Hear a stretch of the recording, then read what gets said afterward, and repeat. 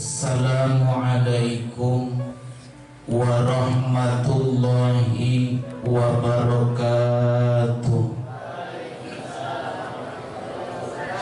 Alhamdulillah wassalatu wassalamu ala Rasulillah Sayyidina wa maulana Muhammadin sallallahu alaihi wasallam wa ala alihi wa ashabihi wa mawala, amma ba'du.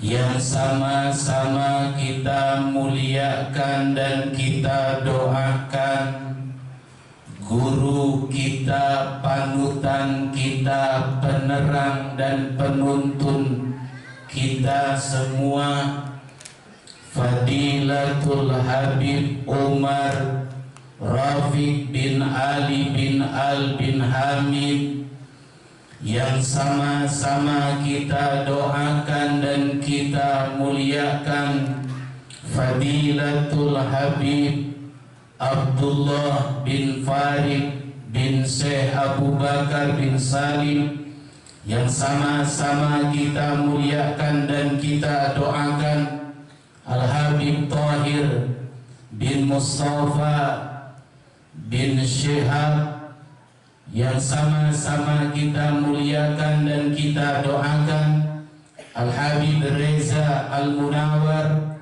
Al-Habib Alwi bin Hussein Al-Madihiz, dan para habaib syaraib yang lainnya, juga para kiai, bil khusus Akhinal Mahbub Ad-Da'i Ilallah Kiai Haji Ahmad Rifai, yang semuanya mudah-mudahan dipanjangkan umurnya oleh Allah, disehat walafiahkan dalam taat kepada Allah Subhanahu wa ta'ala, dan segala urusannya dimudahkan oleh Allah, hajat dan cita-citanya dikabul oleh Allah Subhanahu wa ta'ala. Hadirin wal hadirat rahimakumullah.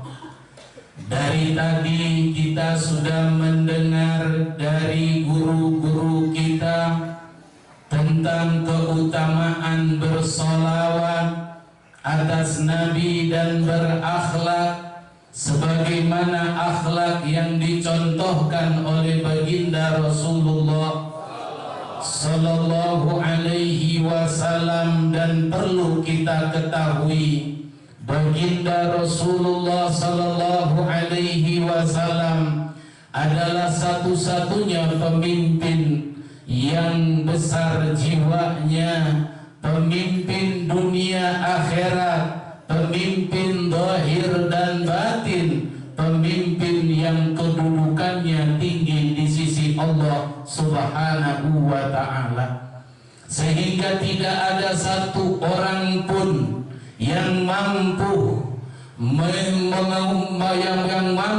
untuk mengungkapkan keunggulan keutamaan baginda Rasulullah sallallahu alaihi wasallam sebagaimana yang dikatakan oleh Al-Imam Busiri di dalam kitab burdahnya, fa inna fadla rasulillahi laisa lahu haddun fayu'riba anhu natikun bifami.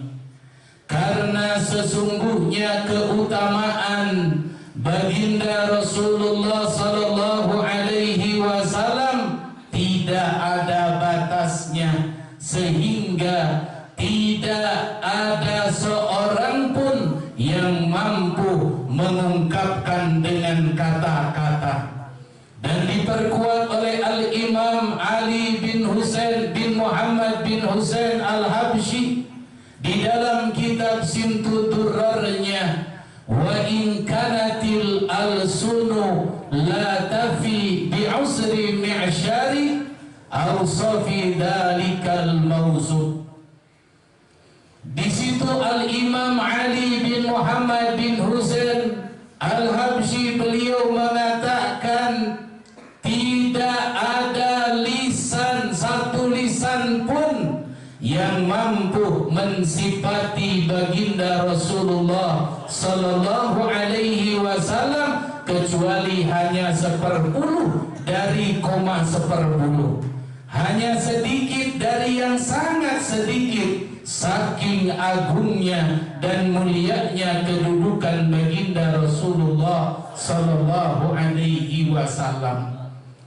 Yang mana kita pada malam hari ini, dan insya Allah Al-Fakir dengan keterbatasan dan kebodohan, kita akan sampaikan sedikit tentang keagungan dan kemuliaan kepemimpinan baginda Rasulullah sallallahu alaihi wasallam. Tadi dikatakan bahwa baginda Rasulullah sallallahu alaihi wasallam pemimpin yang berjiwa besar. Pemimpin yang berjiwa besar sampai Nabi Musa alaihi salatu wasalam, beliau meminta kepada Allah. Jadi makom Nabi Musa ini adalah makom melamar, makom meminta. Rabbi shrahli sadri wa yassirli amri. Nabi Musa alaihi salatu wasalam meminta kepada Allah, tapi Nabi kita, Nabi besar Muhammad sallallahu alaihi wasallam, makomnya dilamar, makomnya diberi oleh Allah, sebagaimana Allah nyatakan alam nasrah laka sadrak. Bukankah kami telah melapangkan untukmu dadamu wahai Muhammad? Terbayang betapa luas dan betapa besar hati baginda Rasulullah sallallahu alaihi wasallam, karena beliau seorang pemimpin dunia dan akhirat. Tidak terbayang keluasan dan kebesaran hati beliau, sehingga segala permasalahan dapat ditangani dan disikapi dengan baik. Ada seorang murid yang ngeluh, yang curhat kepada gurunya, wahai guru, saya ini begini, saya ini begitu, saya ini gak mampu menghadapi masalah ini dan masalah itu. Lalu gurunya memerintahkan kepada muridnya itu untuk membawa segenggam garam. Kemudian diperintahkan garam yang segenggam itu untuk ditaburkan di atas air 1 gelas. Setelah dimasukkan ke dalam air 1 gelas, ditanya muridnya itu, wahai muridku, bagaimana rasa air itu setelah ditaburi garam 1 genggam? Wahai guruku, sudah barang tentu air itu akan terasa asin. Kemudian gurunya memerintahkan lagi kepada muridnya, bawa lagi 1 genggam garam, kemudian ikut aku ke danau, taburkan itu garam di air danau. Setelah ditaburkan garam itu di air danau, maka gurunya bertanya, apa rasa daripada air yang ada di danau itu setelah ditaburi? Wahai guruku, tidak akan ada pengaruh garam yang sedikit karena airnya banyak. Tahukah wahai muridku maksud daripada aku memerintahkan kepada engkau membawa 2 genggam garam tersebut? Tidak wahai guruku, ketahuilah kalau engkau menjadi gelas, maka masalah yang datang kepada kamu akan mempengaruhi kamu. Tapi kalau kamu menjadi danau, hatimu luas, jiwamu besar, masalah itu tidak akan berefek dan pengaruh kepadamu. Makanya lihatlah bagaimana kepemimpinan baginda Rasulullah sallallahu alaihi wasallam, sehingga beliau bisa menyikapi dan menangani berbagai masalah yang sulit. Kalau kita lihat badan manusia itu kecil, lebih besar bumi, lebih besar langit, tapi Allah subhanahu wa ta'ala nyatakan di dalam hadis qudsinya, ma wasi'ani al-ardi wala samai walakin wasi'ani qalbu 'abdil mu'min. Menurut kami bahwa bumi dan langit tidak besar-besar amat, kata Allah Subhanahu wa taala, akan tetapi yang besar adalah hatinya orang yang mukmin. Hati orang mukmin di mata Allah Subhanahu wa taala lebih besar daripada langit dan bumi. Bayangkan bagaimana dengan hati baginda Rasulullah sallallahu alaihi wasallam, sehingga kebesaran hati beliau di dalam memimpin umat beliau buktikan menjadi yang paling bijaksana.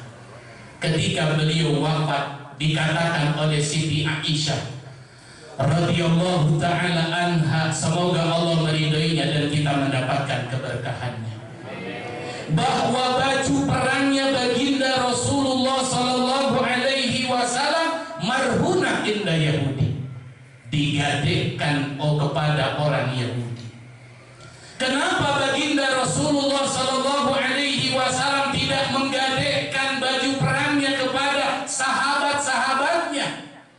Ketahuilah, bayangkan kalau baginda Rasulullah sallallahu alaihi wasallam menggadaikan baju perangnya kepada para sahabat, sementara para sahabat itu bukan hanya harta benda, jiwa raga saja dikorbankan untuk baginda Rasulullah sallallahu alaihi wasallam, sudah barang tentu para sahabat akan berebut memberi kepada Nabi. Nabi seorang pemimpin yang besar hatinya, yang bijak. Beliau tidak pernah memanfaatkan kepemimpinannya untuk mengambil keuntungan dari bawahannya. Beliau supaya muamalahnya normal, beliau gadaikan baju perangnya kepada orang Yahudi. Apakah untuk membangun rumah, membeli kendaraan? Lah, hanya untuk memberi nafkah istri-istrinya beliau gadaikan baju perangnya.